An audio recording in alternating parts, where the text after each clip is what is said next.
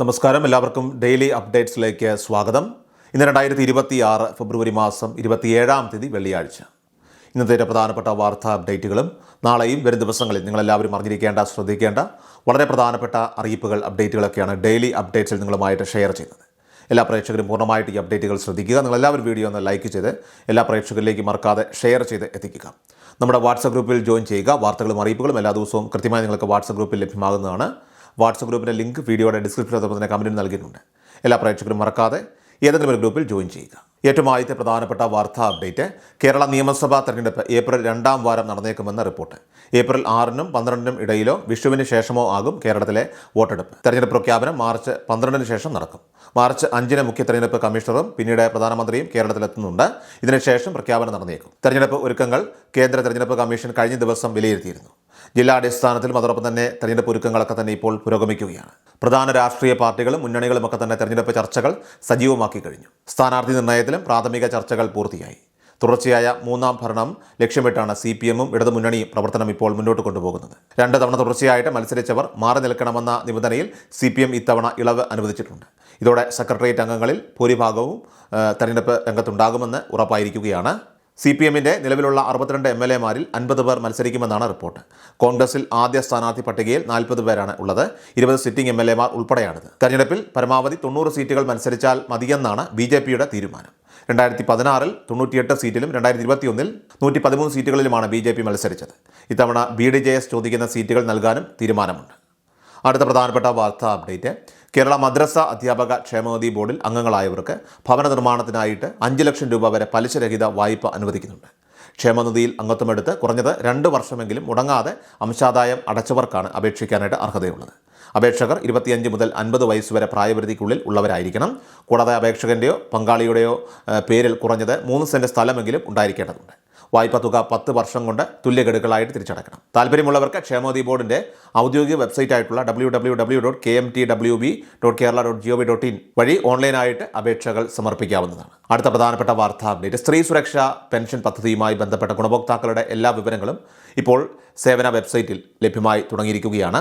ഇനി മുതൽ pension status, അക്കൗണ്ടിലേക്ക് തുക എത്തിയോ തുടങ്ങിയ അടിസ്ഥാന വിവരങ്ങൾ അറിയാനായിട്ട് ഓൺലൈൻ സർവീസ് സെൻ്ററുകളെ ആശ്രയിക്കേണ്ട ആവശ്യമില്ല. നിങ്ങളുടെ പെൻഷൻ ഐഡിയോ ആധാർ നമ്പറോ ഉപയോഗിച്ച് ഫോണിലൂടെ തന്നെ നേരിട്ട് സ്റ്റാറ്റസ് പരിശോധിക്കാനായിട്ട് സാധിക്കും. ആനുകൂല്യം ലഭിച്ചവരുടെ കൃത്യമായ വിവരങ്ങൾ സൈറ്റിൽ ലഭ്യമായതിനാൽ തന്നെ എല്ലാവരും ഇതൊന്ന് പരിശോധിക്കേണ്ടതാണ്.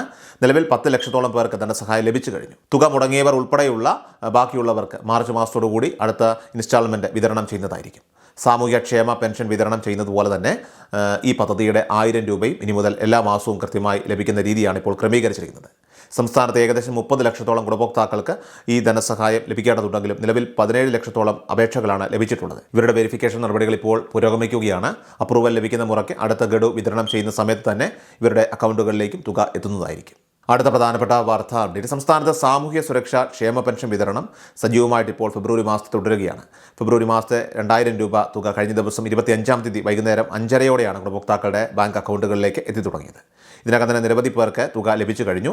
ബാക്കിയുള്ളവർക്ക് വരും മണിക്കൂറുകളിൽ തന്നെ അക്കൗണ്ടിൽ പണം ലഭ്യമാകും. കേന്ദ്രവിഹിതം ഉൾപ്പെടെയുള്ള പെൻഷൻ വാങ്ങുന്നവർക്ക് 300, 200, 500 രൂപ കുറവുള്ളവർ ആ തുക അവർക്ക് സംസ്ഥാന സർക്കാർ മുൻകൂറായിട്ട് അനുവദിച്ചിട്ടുള്ളതിനാൽ തന്നെ ഉടൻ തന്നെ ആ തുക ലഭിക്കുന്നതാണ്. നിലവിൽ 1500 മുതൽ 1800 വരെ ലഭിച്ചവർക്ക് ബാക്കി തുക കൂടി വരും ദിവസങ്ങളിൽ അക്കൗണ്ടിലെത്തും.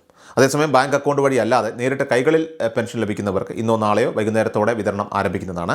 ട്രഷറി മുഖാന്തരം സർവീസ് സഹകരണ സംഘങ്ങളിലേക്ക് തുക എത്താൻ സമയമെടുക്കുന്നതിലാണ് ഈ ഒരു കാലതാമസം നേരിടുന്നത്. ഇതിന് പുറമെയായിട്ട് കെട്ടിട നിർമ്മാണ തൊഴിലാളി പെൻഷൻ അതിൻ്റെ വിതരണവും ഇപ്പോൾ ആരംഭിച്ചിട്ടുണ്ട്. ഇന്നലെ പലർക്കും 1600 രൂപ അക്കൗണ്ടിലേക്ക് എത്തിയിട്ടുണ്ട്. പെൻഷൻ തുക ലഭിച്ചവർ ആ ഒരു വിവരം തീർച്ചയായിട്ടും നിങ്ങൾ കമൻറ്റായിട്ട് രേഖപ്പെടുത്താൻ പ്രത്യേകം ശ്രദ്ധിക്കുക. അടുത്ത പ്രധാനപ്പെട്ട വാർത്താ അപ്ഡേറ്റ്, ഫെബ്രുവരി മാസത്തിലെ റേഷൻ വിതരണം അവസാനിക്കാറായിരിക്കുകയാണ്. റേഷൻ കടകൾ വഴിയും സപ്ലൈകോ വഴിയുമുള്ള ആനുകൂല്യങ്ങൾ അത് ഇന്നും നാളെയുമായിട്ട് കൈപ്പറ്റാൻ പ്രത്യേകം ശ്രദ്ധിക്കണം. നിലവിൽ സപ്ലൈകോ വഴി വിവിധ സബ്സിഡി ഉൽപ്പന്നങ്ങളും എല്ലാ റേഷൻ കാർഡ് ഉടമകൾക്കുമായിട്ട് പ്രത്യേക അരിവിഹിതവും ഒക്കെ തന്നെ ലഭ്യമാണ്. അതിനാൽ തന്നെ റേഷൻ കാർഡുമായി എത്തി ഈ ആനുകൂല്യങ്ങൾ കൈപ്പറ്റാനായിട്ട് എല്ലാവരും പ്രത്യേകം ശ്രദ്ധിക്കേണ്ടതാണ്. ഏറ്റവും അവസാനമായിട്ട് സംസ്ഥാനത്തെ സ്വർണ്ണവില പരിശോധിച്ചാൽ സംസ്ഥാനത്ത് സ്വർണ്ണവിലയിൽ ചാഞ്ചാട്ടം തുടരുകയാണ്. വ്യാഴാഴ്ച ഫെബ്രുവരി 26-ാം തീയതി രാവിലെയും ഉച്ചയ്ക്കുമായിട്ട് ഇരട്ട ഇടിവാണ് ഉണ്ടായിരിക്കുന്നത്.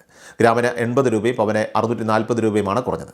രാവിലെ 22 കാരറ്റ് സ്വർണ്ണത്തിന് ഗ്രാമിന് 20 രൂപയും പവന് 160 രൂപയുമാണ് കുറഞ്ഞത്. ഗ്രാമിന് 14,820 രൂപയിലും പവന് 1,18,560 രൂപയിലുമാണ് വ്യാപാരം പുരോഗമിച്ചത്. ഉച്ചയ്ക്ക് 22 കാരറ്റ് സ്വർണ്ണത്തിന് ഗ്രാമിന് 60 രൂപയും പവന് 480 രൂപയുമാണ് കുറഞ്ഞത്. ഗ്രാമിന് 14,760 രൂപയിലും പവന് 1,18,080 രൂപയിലുമാണ് പിന്നീട് വ്യാപാരം പുരോഗമിച്ചത്.